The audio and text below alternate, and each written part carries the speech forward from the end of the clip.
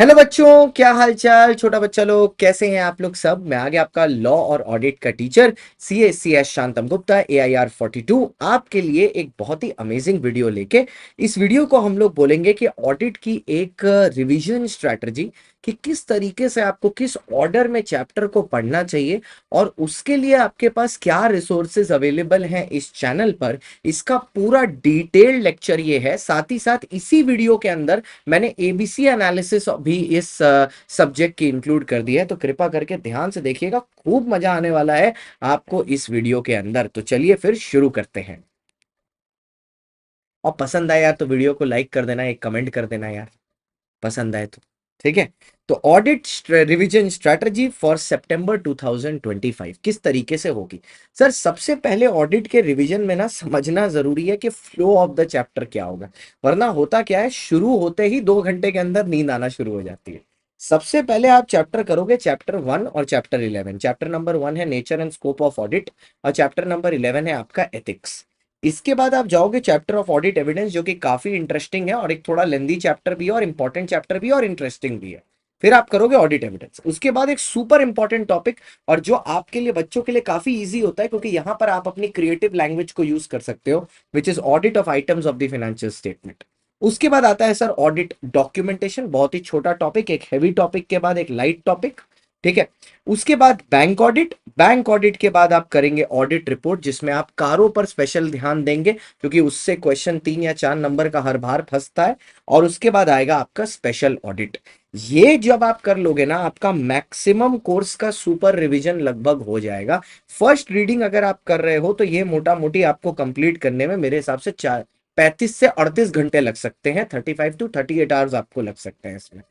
इसको जब आप कर लेंगे ना और आप कॉन्फिडेंस से पूरे भरे समाये होंगे, उसके बाद आप छुइएगा टॉपिक ऑफ ऑडिट प्लानिंग और रिस्क असेसमेंट। उसमें भी अगर आपका आईटी इन्वायरमेंट वाला नहीं हो रहा है ना, तो जबरदस्ती उसमें माथा मत फोड़िएगा। Don't spoil the entire paper for a 4 mark और अ 6 मार्क टॉपिक। इट्स मतलब इट्स बिगर।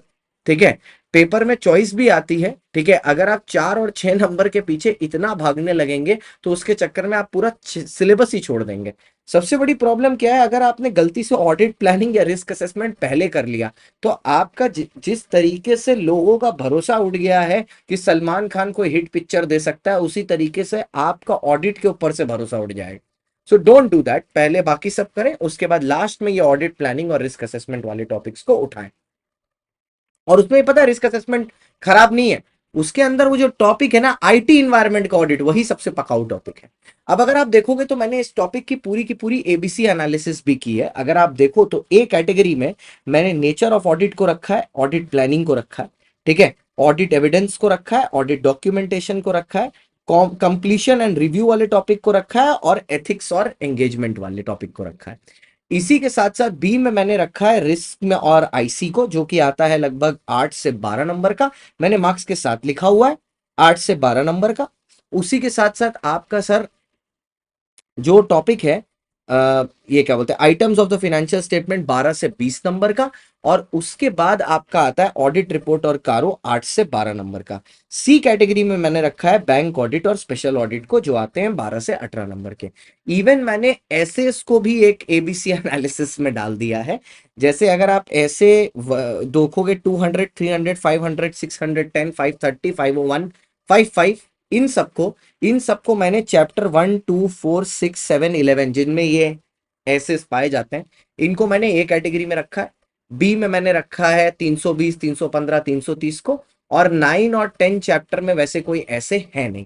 तो बेसिकली मैंने चैप्टर वाइज भी कैटेगरी एबीसी की है और मैंने ऐसे वाइज भी की है। ऑब्वियसली पहले आप ए कैटेगरी के करेंगे, उसके बाद बी कैटेगरी पर जाएंगे, और सी कैटेगरी का आपका लास्ट का रिवीजन जाएगा, तो उसमें ज्यादा दिमाग नहीं देंगे, वो एकदम लास्ट में करना है।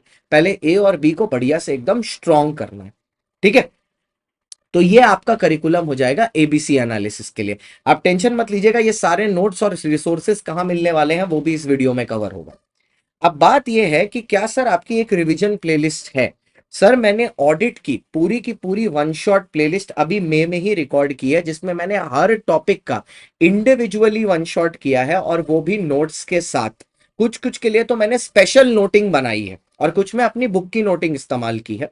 साथ ही साथ स्टैंडर्ड्स की, ठीक है, सारे के सारे स्टैंडर्ड्स की पूरी प्लेलिस्ट मैंने बनाई है, और वो भी प्लेलिस्ट और ये रिवीजन प्लेलिस्ट दोनों इसी वीडियो के डिस्क्रिप्शन में डाल दे रहा हूं। उनसे रिलेटेड नोट्स और ऑडिट के सारे नोट्स आपको मेरे इंस्टाग्राम के बायो में मिल जाएंगे।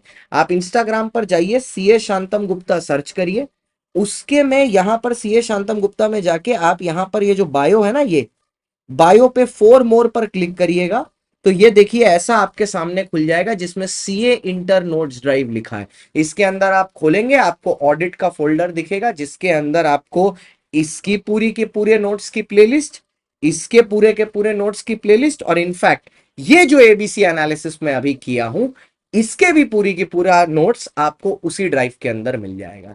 तो अब आई होप आप अपने ऑडिट के लिए पूरी के पूरे तैयार हैं। इसके अलावा अगर आप ऑडिट से मेरे से कुछ स्पेशली चाहते हैं कि मैं कुछ और भी आपको ऑडिट के लिए लाके दूं, तो आप जरूर बता दीजिएगा, वो भी हम आपके लिए पूरा का पूरा करेंगे, उसमें कोई शक नहीं।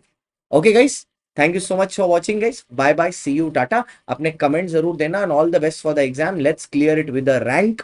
रैंक अभी भी आ सकती है, बहुत समय है, बस फोड़ दीजिए पेपर में जाके। Okay, bye bye, see you, Tata.